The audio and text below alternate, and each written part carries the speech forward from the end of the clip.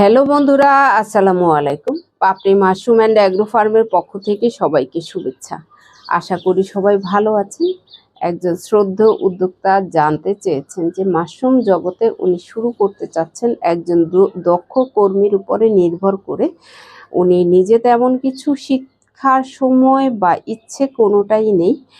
এই ক্ষেত্রে আপনি বড় আকারে কারো উপর নির্ভরশীল হয়ে দক্ষ কর্মীর উপর নির্ভর করে মাশরুমের খামার করতে চাচ্ছেন এবং এ বিষয়ে পরামর্শ চাচ্ছেন।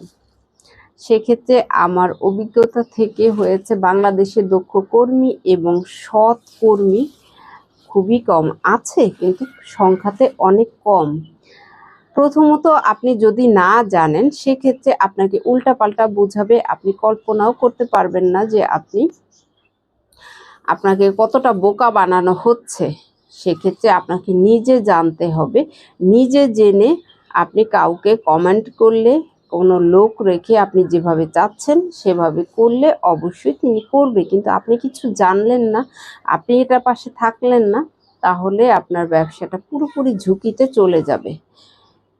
আমার মতামত অনুযায়ী একেবারেই উচিত না। দ্বিতীয় প্রশ্ন হয়েছে যে আপনি বড় আকারে করতে চাচ্ছেন। সেক্ষেত্রে আমার মতামত, আপনি টাকা আছে, আপনি বড় আকারে করলেন, কিন্তু আপনার টাকাটা তো মার্কেট থেকে তুলতে হবে। আপনার মার্কেট তো ধরা না।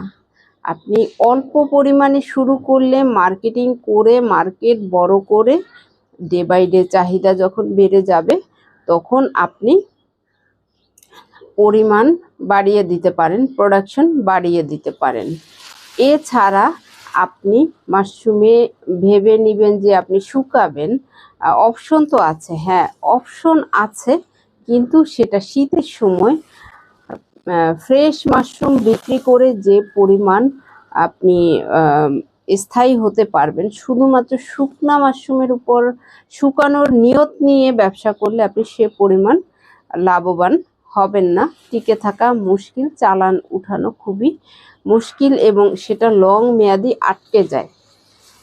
ফ্রেশটা যেমন মার্কেট ধরা থাকলে সুন্দরভাবে বিক্রি করা যায়, কিন্তু শুকনা মাশরুম কিন্তু সাথে সাথেই বিক্রি সুযোগটা খুবই কম হয়ে থাকে। সেক্ষেত্রে আপনি আপনার মতামত, যেহেতু এরকম, এক্ষেত্রে আমার মতামতটা জানিয়ে দিলাম, বাকিটু আপনি আপনার সিদ্ধান্ত অনুযায়ী নিতে পারেন। কারণ মানুষ যখন কাজে নামে তখন নানান রকম অভিজ্ঞতার সৃষ্টি হয়। আপনি আপনার বিবেচনা অনুযায়ী আপনি মাশরুম জগতে আসতে পারেন। তবে আমার দিক থেকে যেটুকুন আমার অভিজ্ঞতা সেটুকুন আমি আপনাকে জানিয়ে দিয়েছি, এবং এই ধরনের যাদের ইচ্ছে আছে তারাও এই ভিডিওটা দেখে নেবেন।